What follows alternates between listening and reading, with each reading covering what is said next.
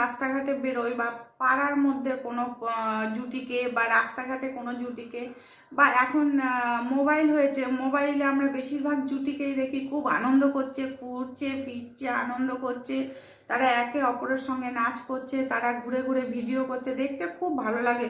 তখন মনে হয় কি কত সুখী এরা, তাই না? এত সুখী এরা, খুব ভালো ভালো সুখে থাকলেই তো ভালো, তাই না?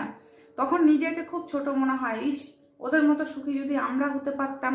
এটা আমার ক্ষেত্রে বলে না, যে কোনো আমাদের মানুষের ক্ষেত্রেই এটা মনে আসবে। কোনো সুখী মানুষকে বাইরের থেকে যখন আমরা দেখতে পাবো যে সে খুব সুখে আছে, অথচ তার ভেতরে খুঁজতে যাও দেখবে হয়তো সে খুবই অসুখী, সে মানে কষ্টে তার জীবনটা ভর্তি, কিন্তু বাইরে কখনো মানুষ দেখায় না সে কতটা অসুখী।